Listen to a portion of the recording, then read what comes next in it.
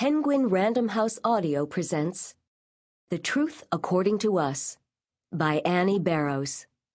Read for you by Anne-Marie Lee, Tara Sands, and Julia Whelan, with Cassandra Campbell, Danny Campbell, Mark Deakins, Kimberly Farr, Kirby Heyborne, Lincoln Hoppe, Paul Michael, Linda Montana, and Arthur Morey. Chapter 1. In 1938, the year I was 12, my hometown of Macedonia, West Virginia, celebrated its sesquicentennial, a word I thought had to do with fruit for the longest time. In school, we commemorated the occasion as we commemorated most occasions, with tableaus, one for each of the major events in Macedonia's history. There weren't many, hardly enough to stretch out across 8 grades. But the teachers eked them out the best they could. If it hadn't been for the war between the states, I don't know what they would have done. When Virginia seceded from the Union, Western Virginia got mad and seceded right back into it.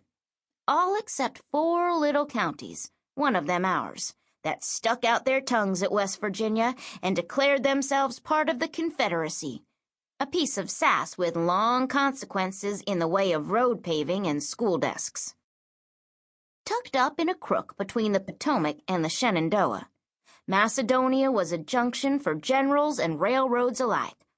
And by the time Lee hung up his sword at Appomattox, the town had changed hands 47 times, 6 of them in one day. Art teachers dearly loved to get up a scene of the townspeople stuffing their Confederate flags up the chimney as the Union troops marched in, and yanking them back down again as the troops departed. The 4th, 5th, and 6th graders got the war scenes, and the 7th and 8th graders got the short end of the stick, because not a thing happened in Macedonia after 1865, except the roundhouse blowing up and the American Everlasting Hosiery Company opening its doors. Half the town worked in that mill, and the other half wished it did. But there was not much about the American Everlasting Hosiery Company that looked good in a tableau. Sometimes the teachers gave up and killed 2 birds with 1 stone by making the 7th graders march across the stage, waving socks, while the 8th graders sang the Star-Spangled Banner behind them. In 1938, though, the 8th grade hit pay dirt, because Mrs. Roosevelt drove through town. She stopped at the square, took a drink from our sulfur spring water fountain, made a face, and drove away. That was plenty for a tableau, except that instead of making a face, the 8th grade Mrs. Roosevelt said, "The people of Macedonia are lucky to receive the benefits of healthful mineral water." My sister Bert and I laughed so hard we got sent into the hall. Once the curtain had clunked down on our tableaus, and we'd been herded back into our classrooms, I supposed that Macedonia's sesquicentennial festivities were concluded. Hadn't we just covered 150 years of history in 23 minutes flat? We had. But not a week later came the Decoration Day Parade, and that, I realized later, was the real beginning of the sesquicentennial. Later still, I realized that everything began that day. Everything that was to heave itself free of its foundations over the course of the summer began to rattle lightly on the morning of the parade. That was when I first heard of Layla Beck, when I began to wonder about my father, and when I noticed I was being lied to and decided to leave my childhood behind. I have since wondered, of course, how my life, and my father's and my Aunt Jottie's, too, would have been different if I'd decided to stay at home that morning. This is what's called the enigma of history, and it can drive you out of your mind if you let it. Jottie and I were packed tight on the sidewalk, together with everyone else in town, to watch the parade. Usually it wasn't much. The Decoration Day Parade, just a matter of assorted veterans looking grim and the high school marching band. But this year, in honor of the sesquicentennial, we'd been promised an extra fancy show, a real spectacle. And that was what we got. The United Daughters of the Confederacy flounced out first, with the ladies of the Grand Army of the Republic hot on their heels. Then the Rotary Band struck up with patriotic tunes, which was a lot to manage on 4 trumpets and had a terrible effect on the Pony Brigade. The veterans marched along, and a pair of girls in skimpy outfits flung batons in the air, just exactly like a movie parade, except that only one of them could catch. We even had a float, the Apple Princess and her blossoms, smiling away on the back of a truck.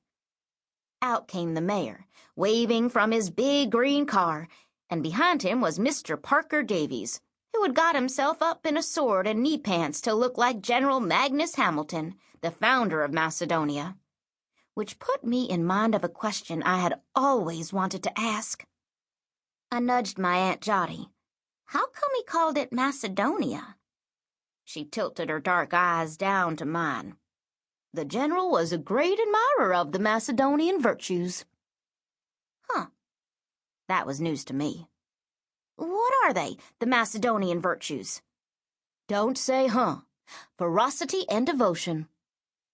The Apple Princess joggled by. It was Elsie Averill in a white dress. A lady standing just behind me leaned forward for a better look, and a big whiff of jungle gardenia went up my nose. I squeezed closer to Jotty. Did he have them? I asked. Jotty's eyes followed Elsie for a bit. Did he have what? She murmured. Jotty, I recalled her. Did General Hamilton have the Macedonian virtues? The general?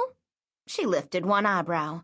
The general once chopped off a soldier's toes to keep the poor man from deserting.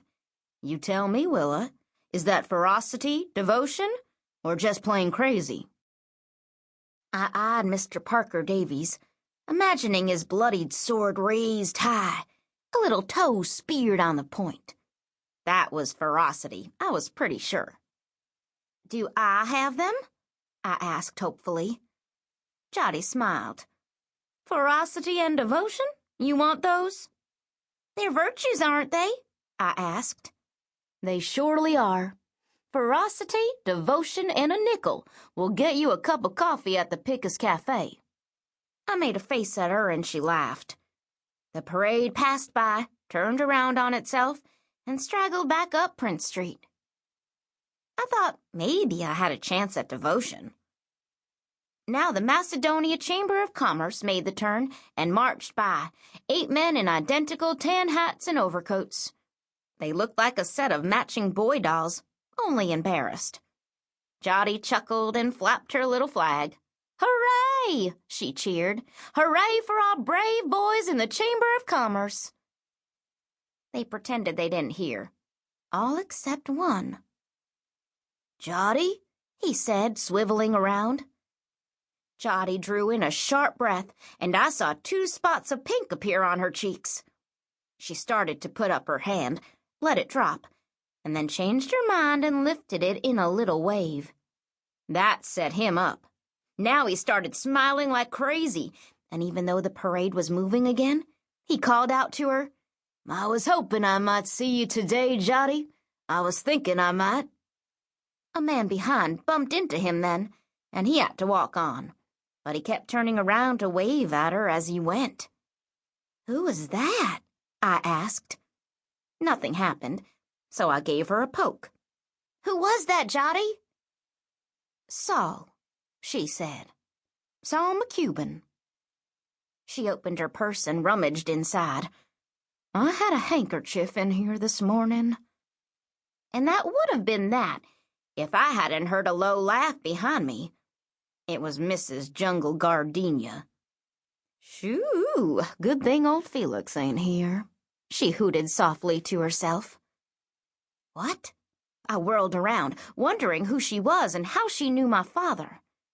She didn't look like someone he would know. She was wearing a young lady's dress, even though she wasn't a young lady, and her face was white with powder. She caught my stare and wiggled her drawn-on eyebrows at me. I turned back to Jotty quick. Jotty, I said, giving her another poke. Who's Saul McCubbin? Sample complete.